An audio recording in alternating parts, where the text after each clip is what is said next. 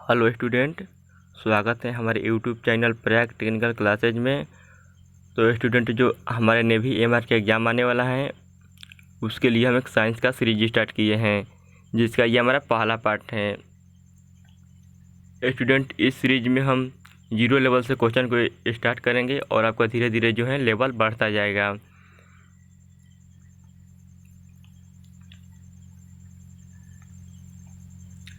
और वीडियो के साथ आप नोट्स भी बनाते चलिएगा, ताकि आपका जो भी क्वेश्चन याद नहीं होगा उसको आप नोट्स में इंक्लूड कर लीजिएगा, तो एग्ज़ाम के समय आपका रिवीजन करने में काफ़ी मदद मिलेगा।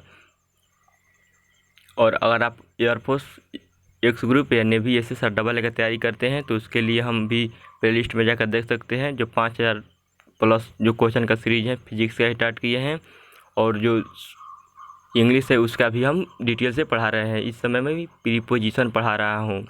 स्टूडेंट, इस चैनल पर आपको जो भी चीज़ पढ़ाया जाएगा वो आपको डिटेल से पढ़ाया जाएगा, 0 लेवल से पढ़ाया जाएगा, ताकि आपको जो भी क्वेश्चन है वो चाहे 0 लेवल से पूछे या हाई लेवल से पूछे, आपको सारा जो क्वेश्चन है डिटेल से आपको पढ़ाया जाता है। तो आप नोट्स बनाइएगा तो आपको सारा क्वेश्चन कवर हो जाएगा। तो चलिए आज का हम वीडियो को स्टार्ट करते हैं।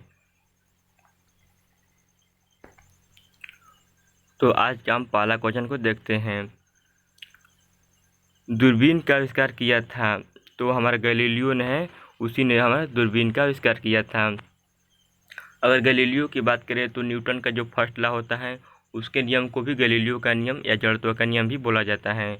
जो न्यूटन का फर्स्ट लॉ है वो बल का डिफिनेशन देता है। स्टूडेंट, इस क्वेश्चन में जो भी इससे रिलेटेड प्रश्न बनेगा उससे मैं सारा क्वेश्चन को डिस्कस करता चलूँगा, ताकि आपको जो भी इससे रिलेटेड क्वेश्चन पूछे तो आपको फंसना नहीं है। चलिए अगले क्वेश्चन को देखते हैं। निकट दृष्टि दोष से पीड़ित व्यक्ति के चश्मे में प्रयोग किया जाता है, तो हमारा जो है अवतल लेंस का प्रयोग किया जाता है। फ्रेंड, जो मनुष्य में दो दोष होता है वो 4 तरह का होता है। एक निकट दृष्टि दोष होता है, एक दूर दृष्टि दोष, और एक जरा दृष्टि दोष, एक होता है अबिंदुता। अगर ये निकट दृष्टि की दोष की बात करें तो उसमें आपका होता है जो अवतल लेंस का प्रयोग होता है, और दूर दृष्टि दोष की बात करें तो उसमें आपका जो है उत्तल लेंस का प्रयोग होता है। और जरा दृष्टि दोष में जो होता है उसके लिए हम बाइफोकल लेंस का प्रयोग करते हैं, और जो अबिंदुता होता है जो चौथा नंबर है उसके लिए हम बेलनाकार लेंस का जो चश्मा होता है उसका उपयोग करते हैं। तो आई थिंक आपको ये सारे क्वेश्चन को याद हो गया है। जो भी इसमें याद नहीं होगा आप अपने नोट्स में इंक्लूड कर लीजिएगा। चलिए अगले क्वेश्चन को देखते हैं। मनुष्य की आँख में प्रकाश तरंग किस स्थान पर अपने उद्वेगों में परिवर्तित होती हैं? तो मनुष्य की जो आँख में प्रकाश परिवर्तित होती है वो हमारे रेटिना पर जो होती है यहीं पर परिवर्तित होती है। अगले क्वेश्चन को देखते हैं। नेत्रदान में दाता की आँख के किस हिस्से को प्रतिरोपित किया जाता है? तो इसका हमारा राइट आंसर होगा कॉर्निया। चलिए अगले क्वेश्चन को देखते हैं। आँख के किस भाग द्वारा आँख में प्रवेश करने वाले प्रकाश की मात्रा को नियंत्रित किया जाता है? तो इसका राइट आंसर होगा जो होगा आइरिस को। अगला क्वेश्चन को देखते हैं। सबसे कम तरंगदैर्घ्य वाला प्रकाश होता है, तो इनका हम राइट आंसर की बात करें तो होता है बैगनी। स्टूडेंट, जो सबसे अधिक अगर जो तरंगदैर्घ्य की बात करें तो होता है लाल रंग के प्रकाश का जो होता है वो आपको अधिक तरंगदैर्घ्य होता है। अगर जो आवृत्ति की बात करें तो आपको बैंगनी रंग का आवृत्ति सबसे अधिक होता है, और जो लाल रंग है उसका जो आवृत्ति सबसे कम होता है। तो ये आपको अच्छे से अपने नोट्स में इंक्लूड कर लेना है कि किसका तरंगदैर्घ्य अधिक होता है और किसकी आवृत्ति अधिक होती है, ये आपको अच्छे से इंक्लूड कर लेना है। चलिए अगले क्वेश्चन को देखते हैं। यदि वायुमंडल ना हो तो पृथ्वी से आकाश किस रंग का दिखाई देगा? तो हमारा जो काला दिखाई देता है। अगले क्वेश्चन को देखते हैं। सूर्य की किरण में कितने रंग होते हैं? तो हमारा 7 रंग होते हैं। चलिए अगले क्वेश्चन को देखते हैं। प्रकाश का रंग निश्चित किया जाता है, तो इसका राइट आंसर होगा तरंगदैर्घ्य। स्टूडेंट, तरंगदैर्घ्य है इसी के द्वारा हम प्रकाश के रंग को निश्चित किया जाता है कि कौन सा रंग कैसा है और कैसा इससे कितना जो है फोकस दूरी है, और कितना ये फैल सकता है और कितना तरंगदैर्घ्य होता है। तो ये हमारा एक तरंगदैर्घ्य है, इसी के द्वारा हम प्रकाश के रंग को निश्चित किया जा सकता है कि कोई भी प्रकाश किस रंग का है। चलिए अगले क्वेश्चन को देखते हैं। स्टूडेंट हमें कमेंट करके ज़रूर बताइएगा ये क्वेश्चन आपको कैसा लगा, और अगर आपको इजी लग रहा है तो मैं अभी ही आपको जो लेवल बढ़ा दूंगा, और आप कहेंगे सर ठीक है तो मैं धीरे धीरे लेवल बढ़ाते चलूँगा, ताकि आपको अभी नेवी के जो एग्ज़ाम है उसमें आपको 3 से 4 महीना भी टाइम है। तो 3 से 4 महीने में मैं सारे जो है हफ्ता वो आपको कवर करा दूंगा, सारे टॉपिक से रिलेटेड आपको सारा में जो है मैं साइंस को कवर करा दूंगा। चलिए अगले क्वेश्चन को देखते हैं। लाल रंग को अधिक ताप पर गर्म किया जाता है तो दिखाई देता है कैसा, तो हमारा जो है हरा रंग का दिखाई देता है। चलिए अगले क्वेश्चन को देखते हैं। 3 मूल रंग हैं, तो इसकी राइट आंसर की बात करें तो होता है नीला, लाल, हरा, जिसको हम प्राथमिक रंग भी बोलते हैं या मूल रंग भी। अगला क्वेश्चन को देखते हैं। धूप के चश्मे की क्षमता होती है, तो हमारा राइट आंसर होगा 0 डायोप्टर का जो धूप के चश्मा है उसका उपयोग होता है। स्टूडेंट मैं इस सारे क्वेश्चन को मैं ऑप्शन नहीं लिया हूँ, क्योंकि इसमें बहुत सारा टाइम ऑप्शन को बोलने में लगता है, इसीलिए मैंने डायरेक्ट आंसर ही को टाइप कर दिया हूँ, ताकि आपको जो जल्दी जल्दी ज़्यादा क्वेश्चन को कराया जा सकता है। चलिए अगले क्वेश्चन को देखते हैं। पानी में हवा का बुलबुला वैसा ही काम करता है जैसा होता है, तो इसका राइट आंसर हो जाएगा अवतल लेंस। स्टूडेंट अवतल लेंस को अपसारी लेंस भी कहते हैं, उत्तल लेंस को अभिसारी लेंस। ये आपको अच्छे से अपने नोट्स में इंक्लूड कर लेना है कि किस लेंस को कौन सा कहते हैं। चलिए अगले क्वेश्चन को देखते हैं। मनुष्य आँख की रेटिना पर कैसा प्रतिबिंब बनता है, तो इसका राइट आंसर की बात करूँ तो होता है वास्तविक एवं उल्टा। स्टूडेंट मनुष्य के जो आँख का जो रेटिना है उस पर आपको वास्तविक उल्टा प्रतिबिंब बनता है, और मस्तिष्क जो है उसी की मदद से हमको सीधा देखने का जो है आभास होता है। ये आपको अच्छे से इंक्लूड कर लेना है। चलिए अगले क्वेश्चन को देखते हैं। दाढ़ी बनाने के लिए काम में आता है, तो इसका राइट आंसर होगा वो होता है अवतल दर्पण, और इसी दर्पण का उपयोग स्टूडेंट जो है डॉक्टर जो है रोगियों को नाक कान को देखने के लिए किया जाता है, और जो इस अवतल दर्पण का ही उपयोग हम टॉर्च लाइट में भी करते हैं, अवतल दर्पण का ही उपयोग। तो इन सारे जो जितने भी अवतल दर्पण से रिलेटेड हैं इनके गुण उसको आपको अच्छे से नोट्स में इंक्लूड कर लेना है, ताकि आपको कोई भी दे तो आपको घबराना नहीं है। चलिए अगले क्वेश्चन को देखते हैं। आकाश नीला दिखाई पड़ता है क्योंकि, तो इसका राइट आंसर होगा नीले प्रकाश का प्रकीर्णन सबसे अधिक होता है। स्टूडेंट जो आते हैं सूर्य से जो भी प्रकाश आते हैं तो उसको जो उसमें जो है लाल रंग का नीला रंग का धूलकण है जो ज़्यादा प्रकीर्णित होते हैं, इसी के कारण जो हमारा जो है आकाश जो नीला रंग का प्रतीत होता है प्रकीर्णन के कारण। चलिए अगले क्वेश्चन को देखते हैं। जब प्रकाश की किरण एक माध्यम से दूसरे माध्यम में जाती हैं तो इसकी जो क्या जो होती है और समान रहती है, तो इसका हम राइट आंसर की बात करें तो आवृत्ति जो है वो समान होती है। जब भी प्रकाश की किरण एक माध्यम से दूसरे माध्यम में जाएगी तो वहाँ पर जो आवृत्ति है वो सभी प्रकाश के लिए वो समान होती हैं। चलिए अगले क्वेश्चन को देखते हैं। किसके कारण आकाश नीला दिखाई देता है, तो इसकी राइट आंसर की बात करें तो होता है प्रकीर्णन के कारण। चलिए अगले क्वेश्चन को देखते हैं। हीरा चमकदार दिखाई देता है, तो सामूहिक आंतरिक परिवर्तन के कारण, या इसको पूर्ण आंतरिक परिवर्तन भी बोला जा सकता है। चलिए अगले क्वेश्चन को देखते हैं। इंद्रधनुष कितने रंग दिखाई देता है, तो हमारा 7 रंग का दिखाई देता है। इंद्रधनुष में हमारा 7 रंग को दिखाई देता है। चलिए अगले क्वेश्चन को देखते हैं। जब एक पत्थर को चांद की सतह से पृथ्वी पर लाया जाता है तो इसका राइट आंसर होगा भार बदल जाएगा परंतु द्रव्यमान नहीं।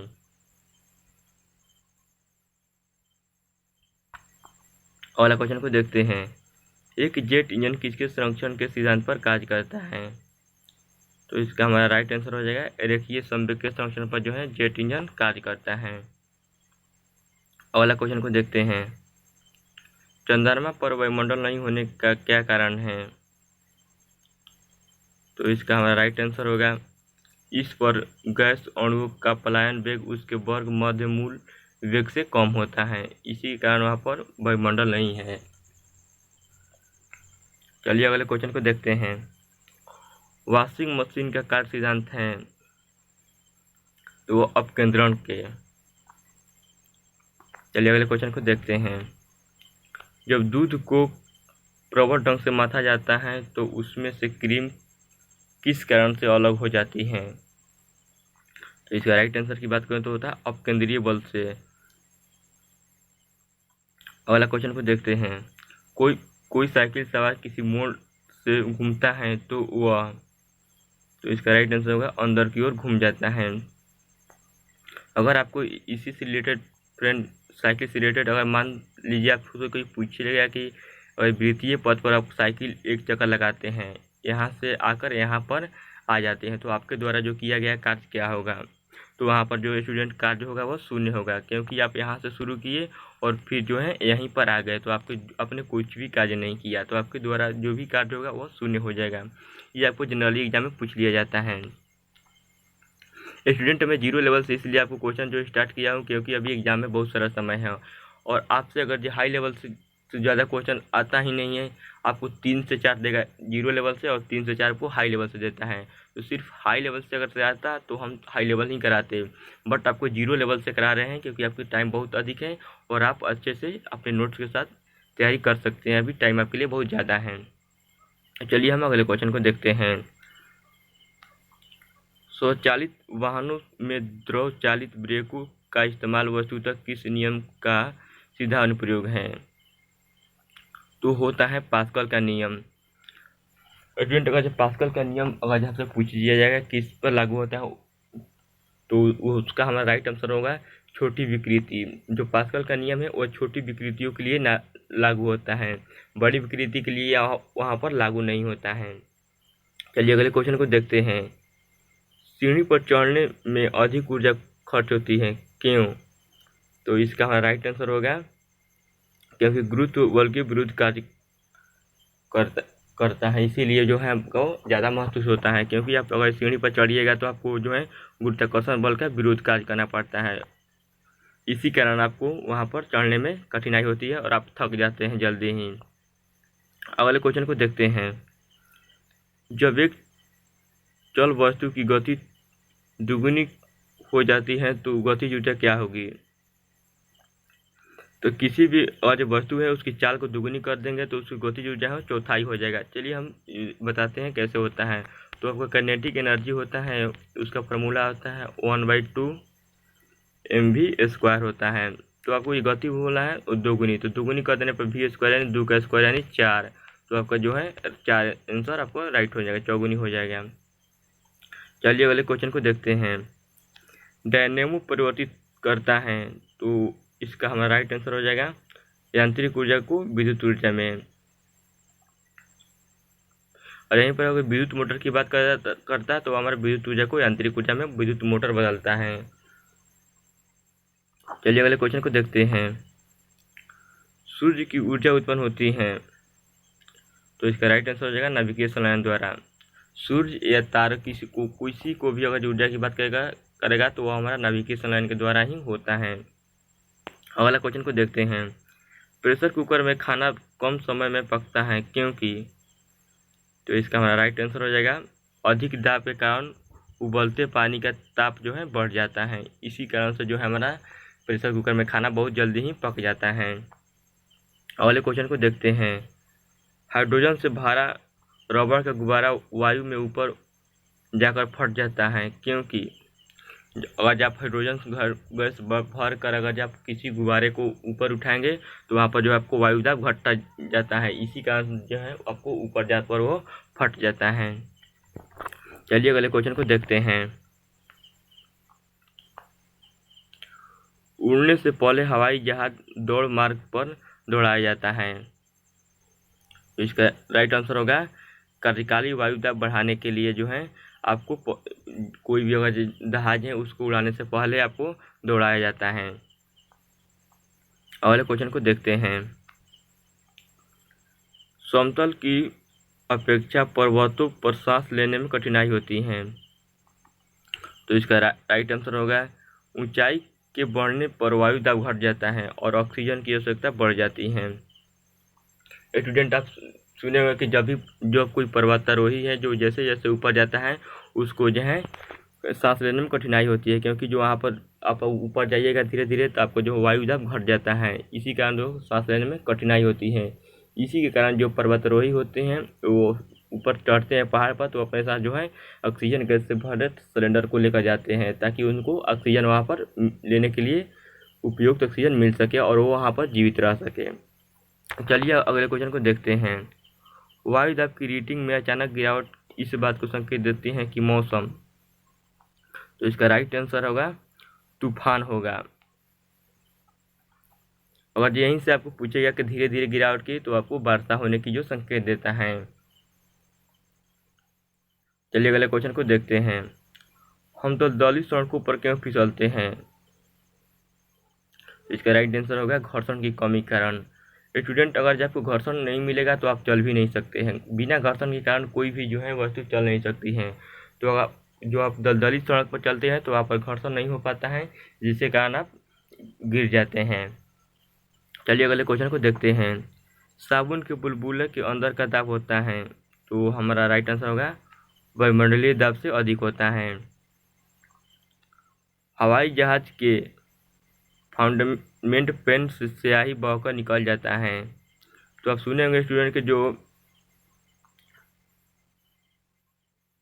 आप हवाई जहाज पर चढ़ते हैं तो आपको स्याही जो है वो निकल जाता है। इसका कारण ये होता है कि ऊंचाई बढ़ने पर वायु दाब में कमी आती है। यही कारण है कि फाउंटेन का जो पेन है उससे आपको स्याही जो है निकल जाती है। आप जनरली पेन का लेकर जाइएगा अभी तो इससे भी आपको जो है स्याही निकलने लगता है। चलिए अगले क्वेश्चन को देखते हैं।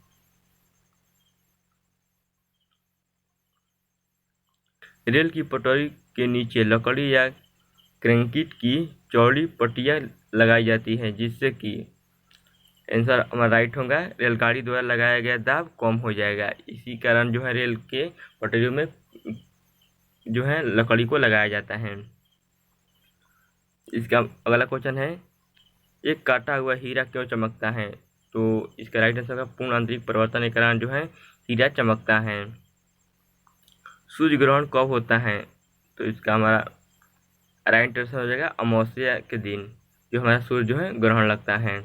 अगले क्वेश्चन को देखते हैं। स्टूडेंट, इस वीडियो में 50 क्वेश्चन को कवर कराने वाला हूँ। चंद्र ग्रहण घटित होता है तो हमारा पूर्णिमा का दिन। अगले क्वेश्चन को देखते हैं। जो प्रकाश छोटे छोटे कणों से मिलकर बना होता है जिसे कहा जाता है। तो इसका राइट आंसर हो जाएगा फोटोन। ये स्टूडेंट एग्जाम के पॉइंट ऑफ व्यू से बहुत ही महत्वपूर्ण क्वेश्चन है। इसको आप ये आपको SSR में भी कभी कभी क्वेश्चन आस्क कर लिया जाता है। चलिए अगले क्वेश्चन को देखते हैं। प्रकाश तरंग किस प्रकार का तरंग है? तो इसका राइट आंसर होगा अनुप्रस्थ। और यहीं पर अगर ध्वनि की बात करें तो ध्वनि जो है एक अनुदैर्ध्य तरंग होती है। अगले क्वेश्चन को देखते हैं। प्रकाश के विद्युत चुंबकीय स्वरूप की खोज किसने की थी? तो है मैक्सवेल जो है वैज्ञानिक, उसी ने खोज की थी। अगले क्वेश्चन को देखते हैं। किसने सर्वप्रथम यह दिखाया कि प्रकाश तरंगों का विवर्तन होता है? तो इसका हमारा राइट आंसर होगा ग्रोमाल्डी ने दिखाया था कि जो प्रकाश तरंग है वो विवर्तन होता है उनका। अगला क्वेश्चन को देखते हैं। प्रकाश विकिरण की प्रकृति होती है। तो इसका राइट आंसर होगा तरंग एवं कण दोनों के समान होती हैं। ये स्टूडेंट आपको 12th क्लास में भी क्वेश्चन देखने को मिलता है। 12th क्लास में जनरली क्वेश्चन आस्क किया जाता है और एयरफोर्स में भी ये क्वेश्चन को आस्क किया जाता है। नेवी के लेवल का ये और एयरफोर्स का लेवल का ये क्वेश्चन है। चलिए अगले क्वेश्चन को देखते हैं। माध्यम के तापमान में वृद्धि के साथ प्रकाश की गति, तो इसका राइट आंसर होगा वैसा ही रहती है। यानी माध्यम के तापमान में अगर वृद्धि करेंगे तो प्रकाश की गति है उस पर कोई इफेक्ट नहीं पड़ता है। अगले क्वेश्चन को देखते हैं।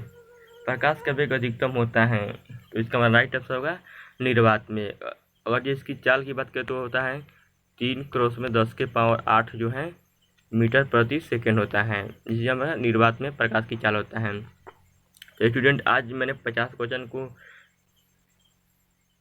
कवर करा दिया, और इससे रिलेटेड जितना भी क्वेश्चन था मैंने बता दिया, 10-12 क्वेश्चन और ही ऐड कर दिया इसमें।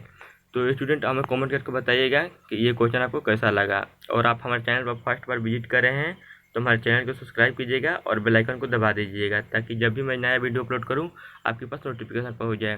तो चलिए स्टूडेंट, जय हिंद, जय भारत, वंदे मातरम।